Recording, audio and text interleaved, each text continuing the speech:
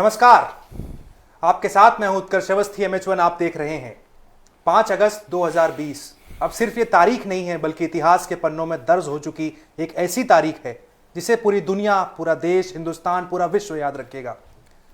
भगवान श्री राम, हिंदुस्तान के सबसे बड़े देवता, जिनकी आस्था, जिनकी पूजा हर कोई, हर जात, हर धर्म के लोग करते हैं, ना सिर्फ भारत में बल्कि पूरे विश्व में। आज अयोध्या में राम मंदिर का भूमि पूजन हुआ। मेरे साथ आज वरुण जी हैं।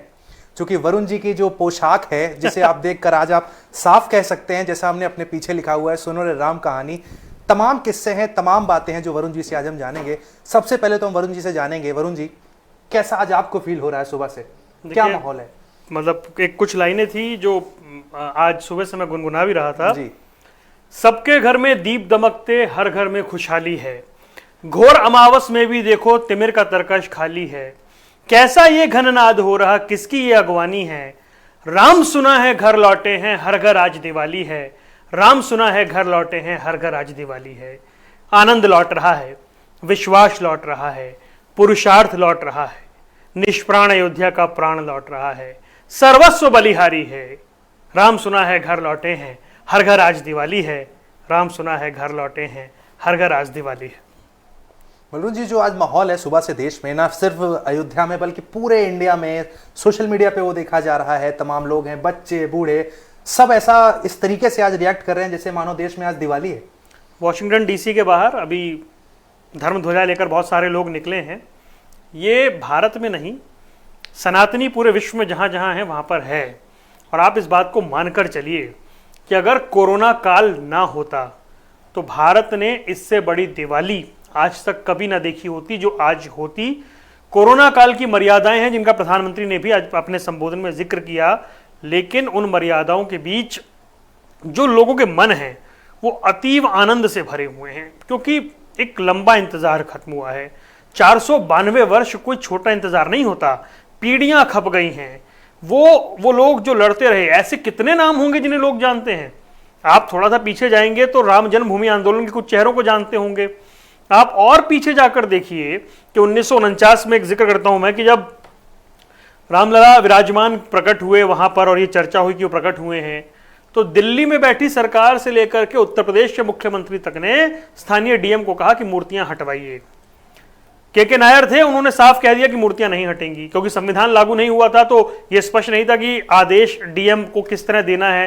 दूसरी बार चिट्ठी भिजवाई गई, लेकिन उन्होंने साफ कह दिया कि आसपास की जो परिस्थिति है उसमें तनाव उत्पन्न हो जाएगा। मतलब मैं ये कहना चाहता हूं कि ये शुरुआत बहुत पीछे से हुई है, ये आज से नहीं है। हालांकि हम याद जरूर करते हैं, चाहे वो महंत अवैधनाथ हों जो योगी आदित्यनाथ के गुरु हैं, चाहे वो देवरा बाबा हों, चाहे वो अशोक सिंघल हों, चाहे वो गिरिराज किशोर हों, चाहे वो रामचंद्र परमहंस हों, ऐसे बहुत नाम हैं जो कार सेवक जिनकी तो गिनती ही नहीं है। ये आंदोलन बहुत पीछे से शुरू होकर यहाँ तक पहुंचा, परिणाम की परिणति हुई, उसके परिणाम फलीभूत हुए प्रतीक्षा के, और वो दिन आया।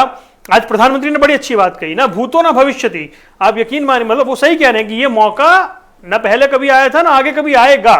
एक आपके आराध्य, जन जन के आराध्य, इस धरा पर राम जो मर्यादा के पुरुषोत्तम है, मर्यादा में रहकर एक पुरुष किस तरह उत्तम बनता है, मर्यादा पुरुषोत्तम कहलाता है। और वो राम जिनके बारे में दिनकर ने कहा कि राम तुम्हारा चरित स्वयं ही काव्य है, कोई कभी बन जाए सहज स्वभाव्य है, वो राम जो इस भारत की आत्मा है, इस भारत की भोर का स्वर हैं, इस भारत की प्रभाती हैं। जब सुबह होती है तो आज भी गांव देहात में राम राम जी, जय राम जी की होता है। आदमी अपनी दुविधा को अपनी राम कहानी बताता है। आप कुछ बुरा सुन लेते तो कहते हैं हाय राम ये क्या हो गया।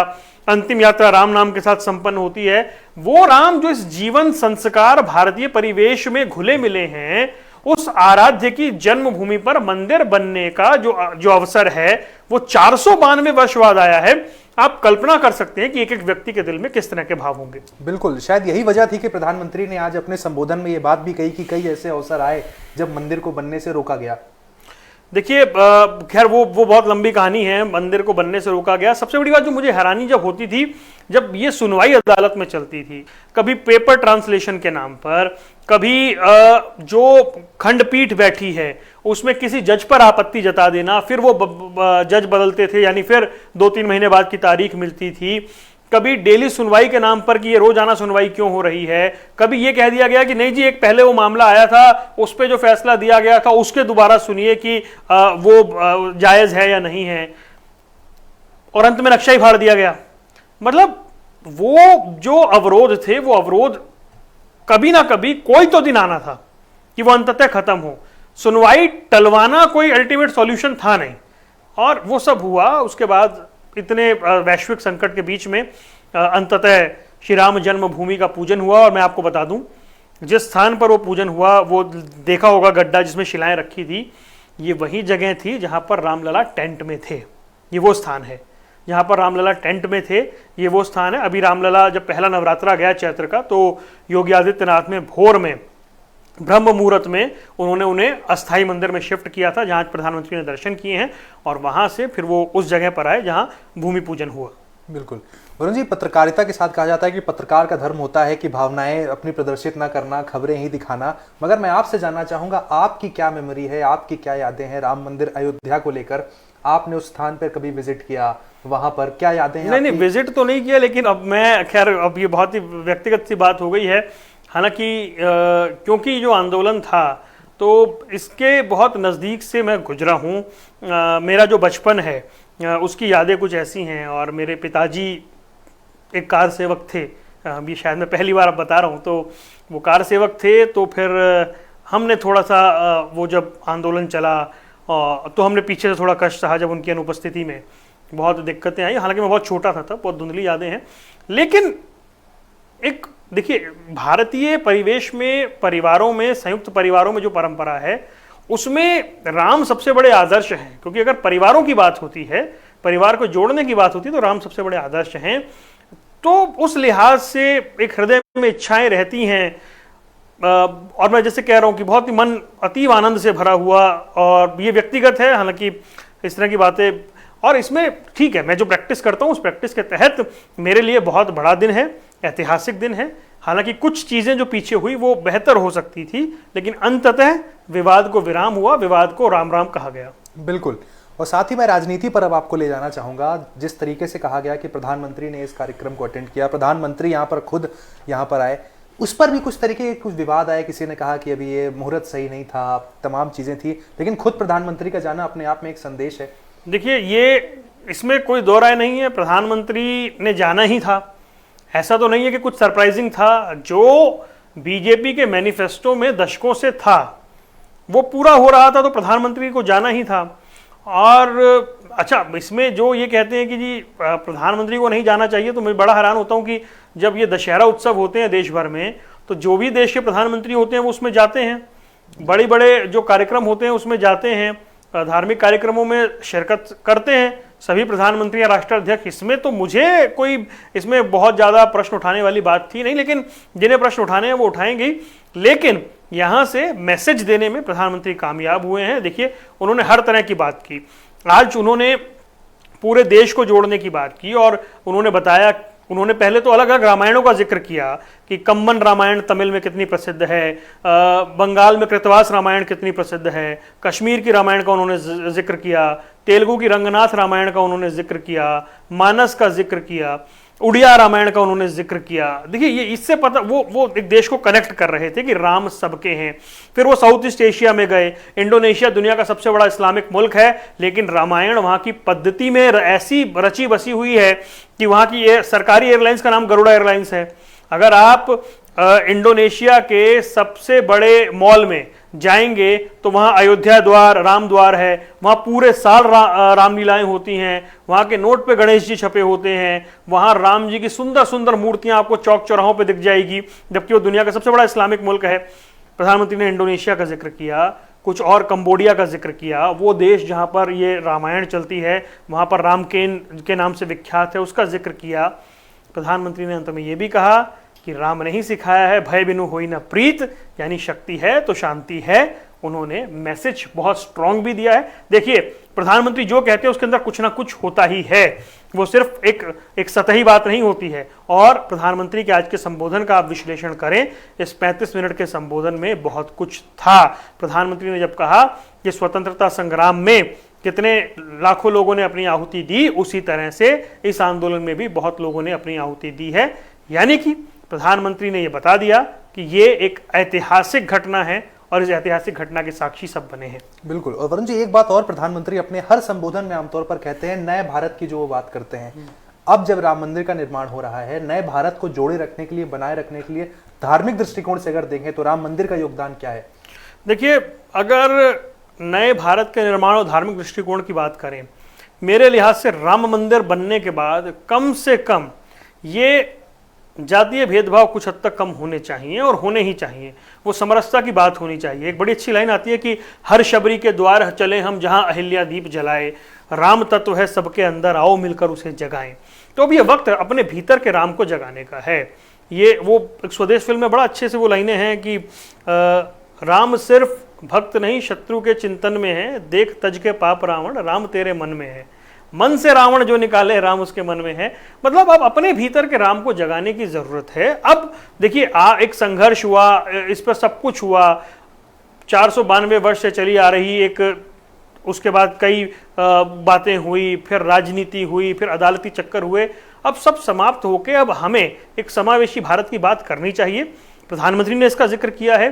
दिल्ली के रामलीला मैदान में जब बहुत बड़ी रैली हुई थी और देश के तमाम बड़े साधु संत थे और लाखों लोग उन्हें सुनने आए थे, तब हम उसे कवर करने गए हुए थे, वहां बार बार इस बात को दोहराया जा रहा था कि अब सामाजिक समरसता की ओर बढ़िए, बाकी सब हो गया है, अब एकजुट होने का दौर आ गया है। तो कम से कम मैसेज देने की कोशिश हर कोई कर रहा है। जमीन पर वो कितना हो पाता है ये देखना होगा। बिल्कुल।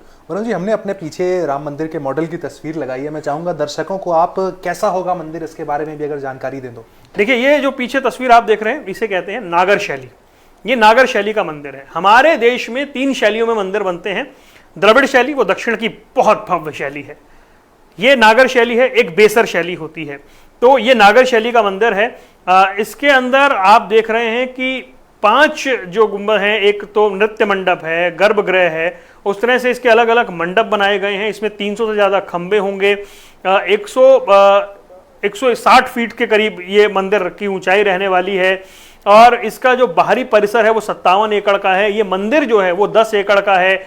और इसकी भव्यता यह है कि इसमें 3 तल होंगे और सबसे पहले वाले तल पे रामलला विराजमान अपने अनुजों के साथ विराजेंगे। मंदिर को जिस स्वरूप में ढाला जा रहा है वो अपने आप में अद्भुत एक तरह से दृश्य प्रस्तुत करेगा। बताया जा रहा है कि 50,000 लोग, मंदिर के भीतर नहीं बाहर, 50,000 लोग एक बार में आ सके, इतनी बड़ी व्यवस्था यहां होने जा रही है। यानी कि अयोध्या बहुत बड़ा दुनिया का आध्यात्मिक सांस्कृतिक केंद्र बनने जा रहा है। न सिर्फ धर्म के लिहाज से, टूरिज्म इंडस्ट्री के लिहाज से पूरी दुनिया को आकर्षित करने की तैयारी है। दुनिया की सबसे ऊंची मूर्ति 250 मीटर 251 मीटर की मूर्ति बनने की चर्चाएं बहुत जोरों शोरों पर हैं। 251 मीटर की मूर्ति आप समझ लीजिए, जो सरदार पटेल के स्टैच्यू ऑफ यूनिटी है उससे कहीं ज्यादा, उससे लगभग 70 मीटर और ऊंची मूर्ति बनने की चर्चाएं हैं। सौंदर्यीकरण का काम चल रहा है। सरयू पर अब पहले से ज्यादा लोग जुड़ने लगे हैं। इसके अलावा आप देखिए कि हनुमानगढ़ी है, कनक भवन है। तो अयोध्या की जो विरासत है वो सबके सामने आने वाली है। बिल्कुल। आपने टूरिज्म की बात की। एक बात हमेशा से अयोध्या को लेकर कही जाती रही है कि अयोध्या का विकास उस तरीके से नहीं हुआ जिस तरीके से होना चाहिए था। शायद अब राम मंदिर के बनने के साथ अयोध्या के भी दिन लौटने वाले हैं। इसका जिक्र आज सरसंघ चालक मोहन भागवत ने किया। जैसे जैसे मंदिर बनता जाएगा वैसे वैसे अयोध्या बननी चाहिए, उनका ये कहना है। हालांकि दीपोत्सव वगैरह जब शुरू हुए दिवाली पर, योगी आदित्यनाथ ने शुरू किए, तब से चीज़ें बेहतर हो रही थी, बढ़ रही थी। लेकिन अभी बहुत कुछ होना बाकी है। एक अंतर्राष्ट्रीय केंद्र के लिहाज से रेलवे स्टेशन पर सुविधाएं बढ़ रही हैं, इंटरनेशनल एयरपोर्ट का ऐलान हो गया है, तो बहुत कुछ होगा, देखते जाइए। बिल्कुल। चलते चलते मैं चाहूंगा कि हमारे दर्शकों को यह भी जानकारी दे दूं कि जो वरुण जी हैं, इनको रामायण पूरी तरीके से एक तरह से कंठस्थ भी है, तमाम दोहे, तमाम श्लोक इनको आते हैं। तो चलते चलते वरुण जी, हमारे दर्शकों के लिए आज इस राम मंदिर भूमि पूजन के मौके पर मैं सिर्फ एक लाइन आपको कहूंगा। रण वन विपदा व्याधि हो या जीवन संग्राम, वह विजयी एक बार जो बोले जय श्री राम। जग जग ढूंढ रहा था प्रभु को लेकर अपना नाम, फिर गुरु ने समझाया झांको अपने मन के भीतर, वहीं बसे हैं राम। बहुत बहुत धन्यवाद। बिल्कुल, बहुत बहुत धन्यवाद वरुण जी। जय श्री राम इस नारे के साथ, इस उद्घोष के साथ हम फिलहाल अपने इस कार्यक्रम को यहाँ पर खत्म करेंगे। उम्मीद करेंगे कि आपको हमारा ये कार्यक्रम पसंद आया, क्योंकि आज सुबह से जो है राम मंदिर को लेकर बहुत सारी चर्चाएं थी, फिर वहाँ पर प्रधानमंत्री गए, उसके बाद जो कार्यक्रम निकल कर आया, हमारी कोशिश थी आज कि आप तक पूरी तरीके से पूरी बात पहुँचाई जाए। अंत में आपसे हम यही कहेंगे कि जब भी मंदिर बने, जैसा कि हम सब हैं, तमाम लोग हैं, सबकी ये आशा है कि मंदिर जब तक जितनी जल्दी बनता है उतना अच्छा होगा, क्योंकि अब तक बहुत सारे सवाल ये भी आ रहे हैं कि मंदिर कब बनेगा।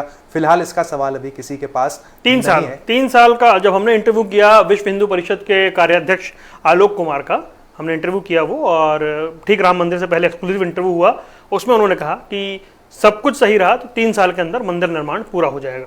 बिल्कुल, तो इस अच्छी खबर के साथ फिलहाल इस वीडियो को हम यहाँ पर अंत करेंगे। हमें दीजिए इजाजत। MH1 से जुड़ने के लिए आपका बहुत बहुत धन्यवाद। जय श्री राम।